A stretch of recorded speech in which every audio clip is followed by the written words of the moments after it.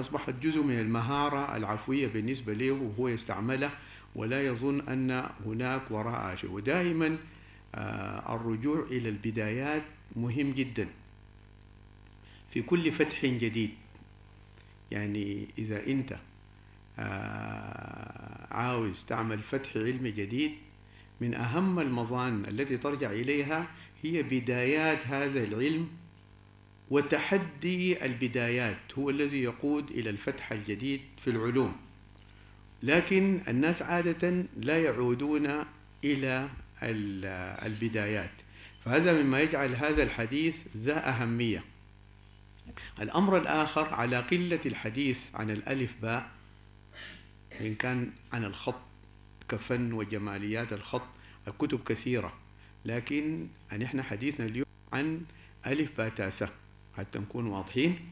وعلى قلة الحديث عنها هي أخذت مجال واسع في الغرب، ومنذ القرن التاسع عشر يحضرني كتاب تايلر اسمه ذا ألفابت، ثم عام 1946 مور هاوس أيضا ذا ألفابت، ثم الكتاب الجامع الضخم من مجلدين لديفيد درينجر ذا ألفابت. هذه العناوين الثلاثة موجودة في المكتبة الأوروبية وغيرها كثير، والمعنيون بهذا الأمر لغويون وآثاريون وعلماء أنثروبولوجي وغيرهم. طيب، هذه الدراسات الغربية حاولت أن تجد جذور الكتابة القائمة على الرسم، عدد محدود من الأشكال ليقابل به عدد محدود من الأصوات الصادرة عن الفم، وهذا العدد المحدود من الأصوات هو الذي يتكلم به الإنسان. ألف باء تاء ثاء جيم حاء خاء، كل صوت صادر من جزء من اللسان صور رسم معين ليقابل هذا الذي يسمى ألف باء. لكن دراسة الألف باء لا تنفصل عن دراسة الرسم عموما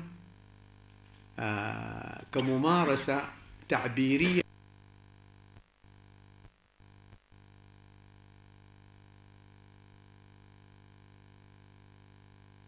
بمداها هو يعبر بالرسم، سواء كان رسم حيوانات، رسم أشكال، رسم خطوط، رسوم لا نعرف المغزى من رسمها في الكهوف القديمة توجد. ولماذا في الكهوف القديمة؟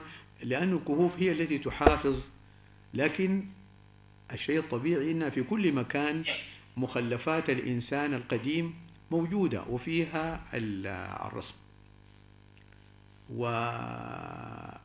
والواقع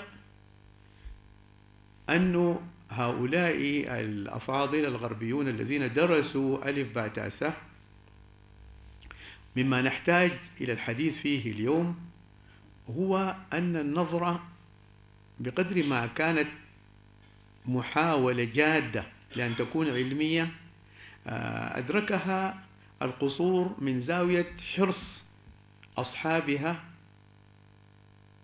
على منظور يمكن أن نسميه أيديولوجي، وهو أنه خلاصة الأمر أن الهجاء، طبعا ألف باء تاء ثاء تسمى الهجاء في اللغة العربية، الهجاء المستعمل في أوروبا يعود إلى اللاتيني وإلى الإغريقي، وأن اللاتيني والإغريقي يعود إلى ما يسمى عندهم في كتبهم النورث سيميتيك، اللي هي الكتابات اللي بتنتمي إلى الساميين الشماليين. طبعا كلمة الساميين أساسا يروج لها اليهود هربا من أن يقولوا إسرائيلي، وبعدين لما تأخذ كسامية إنه مقصود بها كل الشعوب الموجودة في شمال الجزيرة العربية، في الآخر تكتشف إنه هو بيتكلم عن الإسرائيليين فقط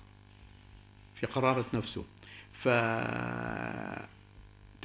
إلى الخط الفينيقي وهو المقصود بالسامي الشمالي، وهي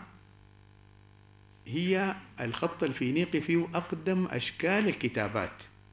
طيب، هذا يكاد يكون إجماعهم، لكن من أين حكم على أشكال الحروف المستعملة في المنقوشات أو المخطوطات الفينيقية التي وجدت؟ كيف نحكم بأنها هي أقدم طريقة لرسم الحروف؟ بنوا أمرهم، وهنا جاء القصور، على أنه أقدم المكتشفات الأثرية الموجودة فيها نصوص في العالم ألف بائية، في نصوص كثيرة في الرسوم الموجودة فيها نصوص ألف بائية، أقدم المكتشفات إلى الآن فيها هذا الخط الفينيقي كألف باء. ده مذهبهم. ثم الفينيقي هم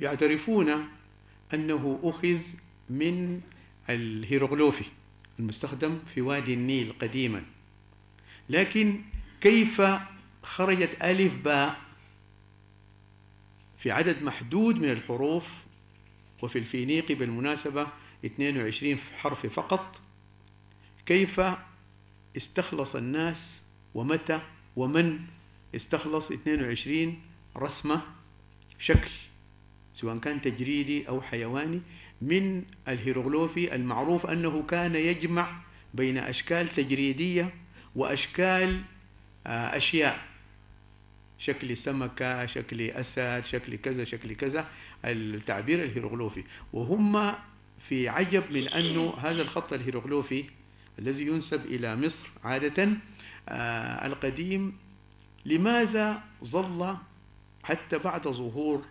تاريخيا هذا الخط الألفبائي، لماذا ظل يستخدم الصورة لكائن ما إلى جانب الصورة المقصود بها صوت ما؟ لأنه إحنا عندنا الكتابة نوعين، إما تعبير عن فكرة وإما تعبير عن صوت. يعني مثلا واحد سألك الغدا شنو، قمت رسمت سمكة، كويس. واحد تاني سألك الغدا شنو، قمت رسمت 3 أشكال، واحد تعبير عن صوت س، والتاني تعبير عن ما، والتاني ك، سمك، قرأ سمك وفهم من سمك أنه الغدا سمك، أو لو رسمت صورة أنه السمك. فهي الكتابة القديمة اللي وجدت إما كما قالوا هم تعبير عن فكرة اللي هي ايديا، فكرة سمكة، ويسموها ايديوغراف، أو فونو صوتية زي سا ما ك، هنا فونوغرام، ايديوغرام أو فونوغرام، خطين. وبطبيعة الحال بالنسبة لهذا التفكير افترضوا أن مرحلة الآيديوغرام سابقة إلى ذهن الإنسان من مرحلة الفونوغرام، وأن الناس كلها عبرت بالصور للمراد، وبعدين فكرت إنها لا تعمل أشكال للحروف المنطوقة، وأنه فكرة الآيديوغرام بريميتيف، يعني عتيقة، بمعنى أنها أصبحت في فكر متخلف الآن. وهذا أول ما أريد أن أشير إليه في جوانب القصور في هذه الدراسات. الواقع منذ أن كانت البشرية وإلى اليوم الفونوغرام والآيديوغرام جنبا إلى جنب سائران. يعني إذا أنت اليوم أمليت على إنسان قلت له أكتب 25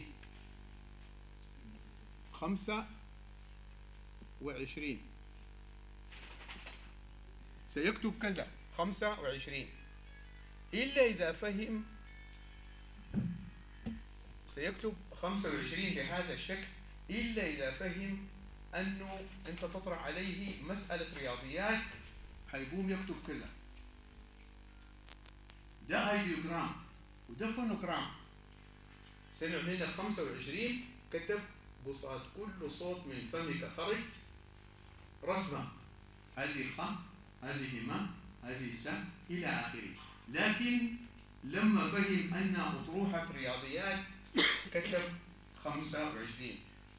أول ما نأخذ على هذه الكتب أنها تجافت تماما عن الأشكال المستخدمة والموظفة في الرياضيات اللي هي الرمزيات، وهي دي ماشية متقدمة تقدم حروف الكلام.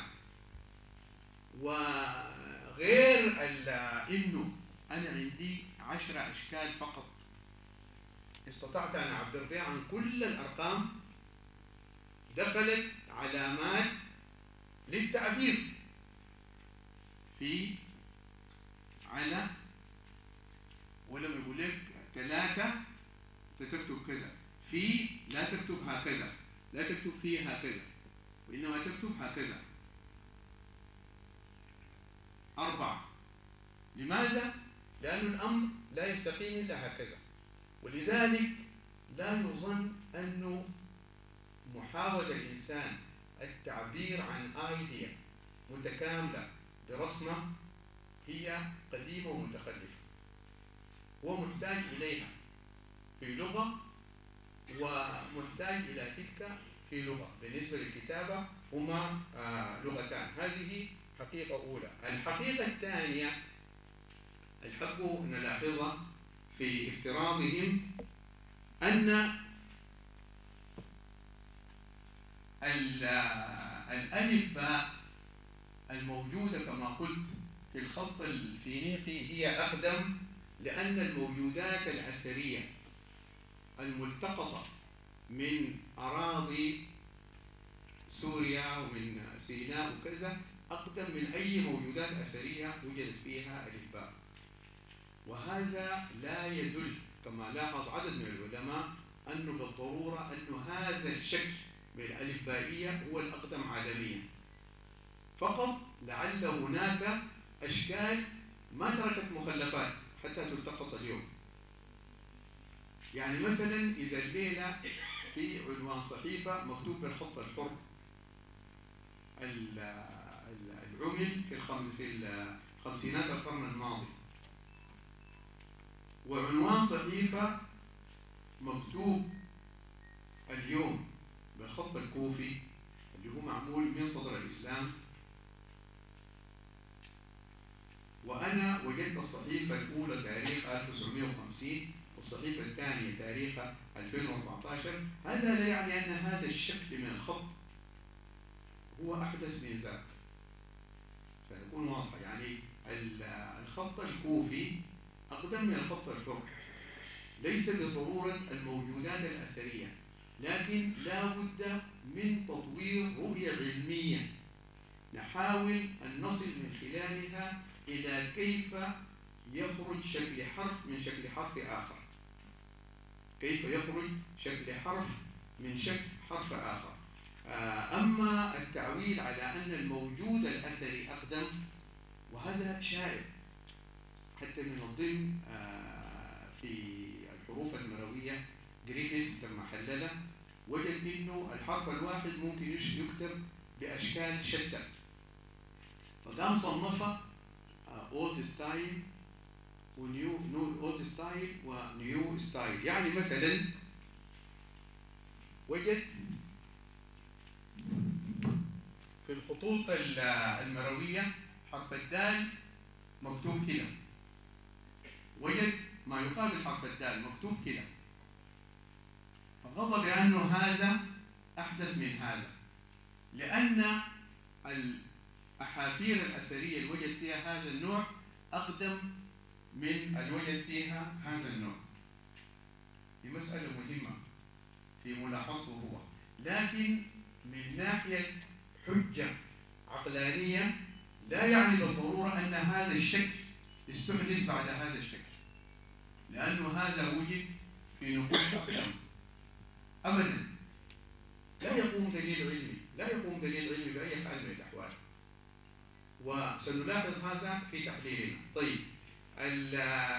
المسألة الثانية، هم باتوا على قناعة من أن مسألة الألف باء هي يعني صناعة عالمية واحدة، أو الحقيقة ظاهرة عالمية واحدة. لا بد أن الحروف الهجائية المختلفة الأشكال بالنسبة للمكتشفات الآثارية في مختلف البقاع لا بد وأن لها أبا واحدا خرجت منه، لا بد أن لها أبا واحدا خرجت أو رحم واحدة خرجت منها.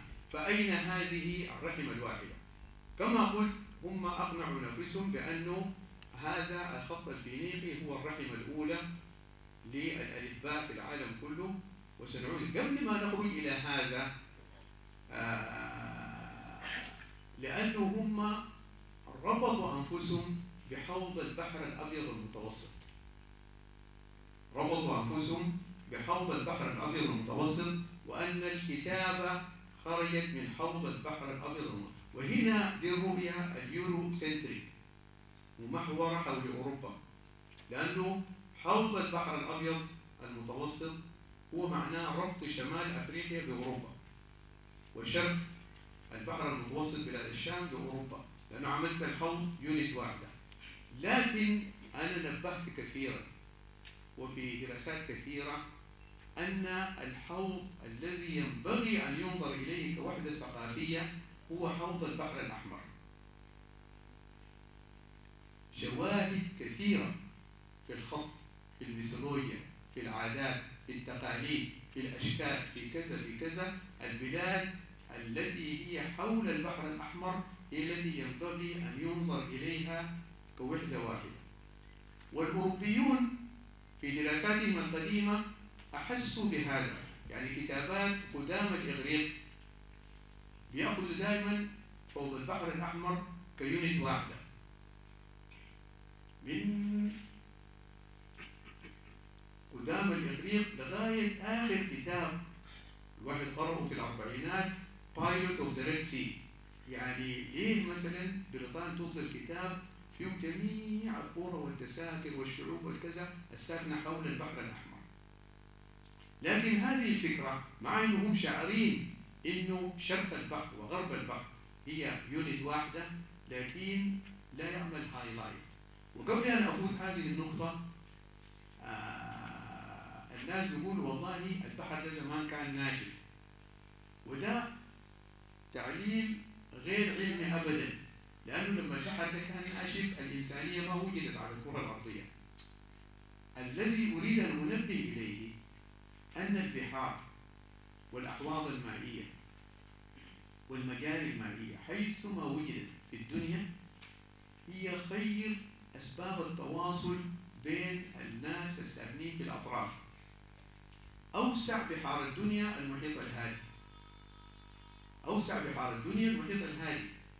علم الأجناس أنثروبولوجي يقودنا إلى نتائج أن سكان جنوب شرق آسيا وشرق آسيا وسكان استراليا القدماء وسكان أمريكا القدماء هم أنثروبولوجيا مربوطين بعضهم ببعض،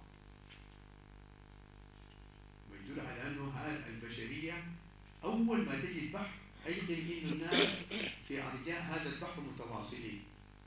أول ما تجد بحر أيقن أن الناس في أرجاء هذا البحر متواصلون. جميل؟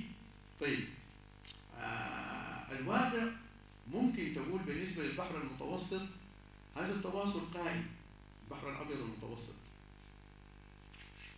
والتواصل قائم في البحر الأبيض المتوسط تجاريا، لكن التواصل في البحر الأحمر قائم عرقيا وعادات وتقاليد من جميع النواحي. بالنسبة لموضوعنا الذي نتحدث فيه